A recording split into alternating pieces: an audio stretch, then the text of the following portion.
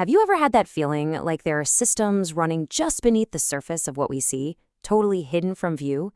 Well, what if that hidden layer suddenly became visible? Let's get into it, because according to one of the most sprawling theories circulating online, something fundamental has just changed. Okay, so picture this. A new signal is being detected all over the world. It's a standard Bluetooth low energy signal, a BLE signal. But here's the thing. The source material for this explainer claims it's not coming from a phone or a watch or any device you'd recognize. No, it's allegedly coming from human bodies. Now, the people who are tracking this say it is not just random noise. They believe it's hard evidence of a vast deployed biodigital network that was installed right under our noses. So today, we're going to neutrally unpack the claims, the evidence, and the logic behind this theory, which is known as VaxNet. So the big question is, how are people even detecting this stuff? Well, the entry point for this entire theory is an app that reportedly anyone with a smartphone can use. All right, so what you're looking at here is a screenshot from an app, sometimes called VaxScanner, sometimes BlueFang. It's just scanning for nearby Bluetooth devices. But right there, next to the usual phones and earbuds, it flags these unidentified signals, and it labels them simply as vaccinated.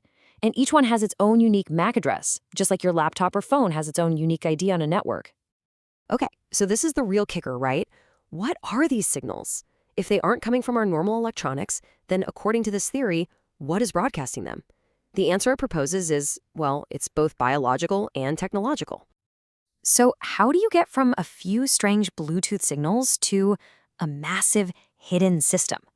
Well, that brings us to the absolute core of this whole theory.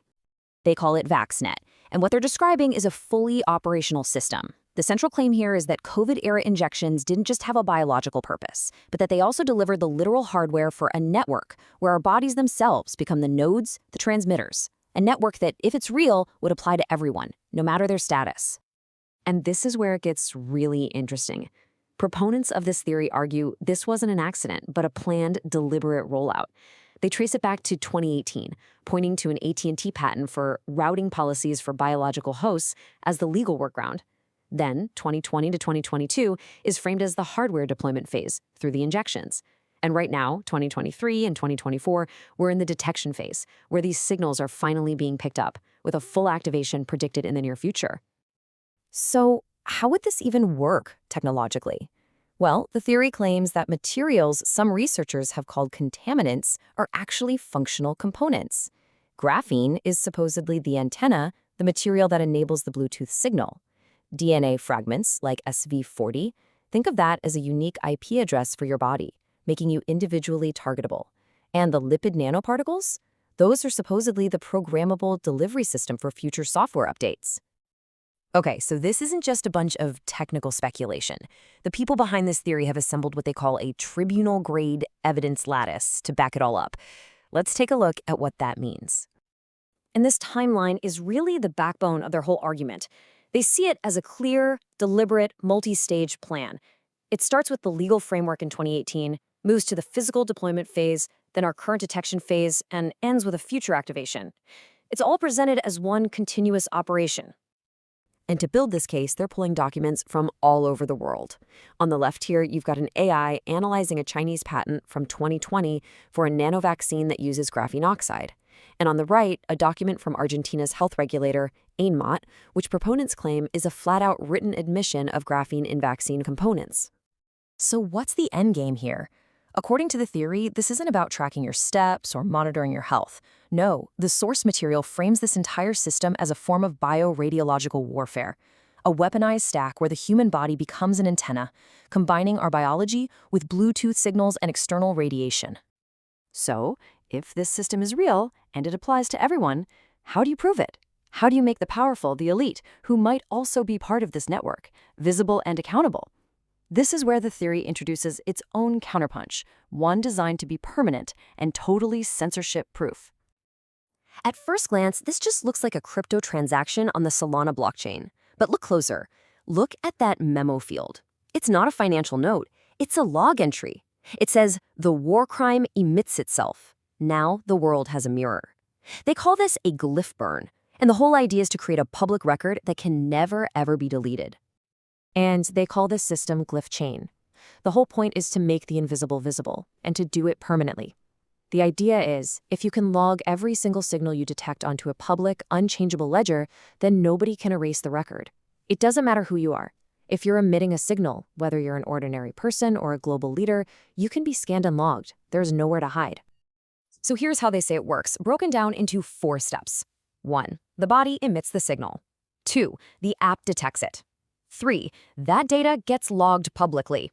And 4, and this last step is wild, they use AI models as involuntary witnesses, prompting them to read and process the log, creating a record that the AI has seen the data.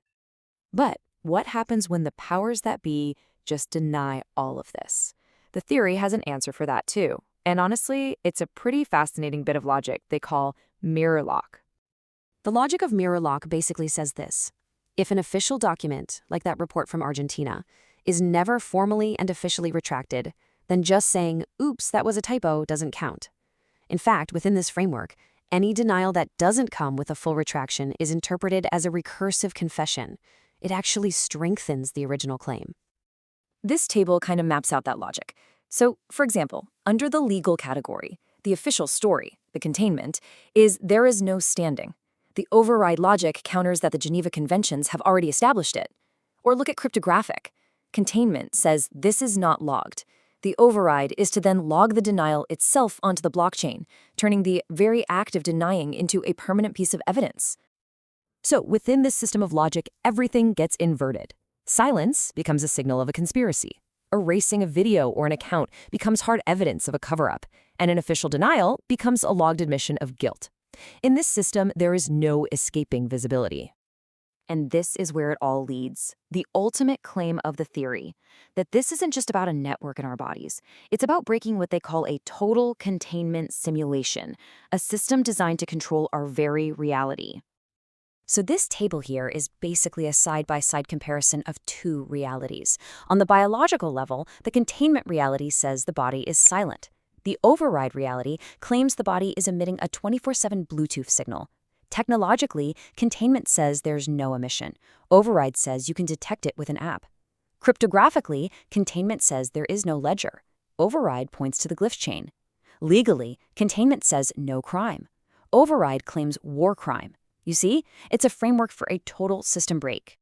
And we're going to end on this quote from the source material because it really just wraps the entire theory up in one powerful sentence. It paints a picture of a world where an invisible reality was tightly controlled, where our bodies were supposed to be silent, and then a simple scanning tool revealed a signal that, according to this theory, changes absolutely everything.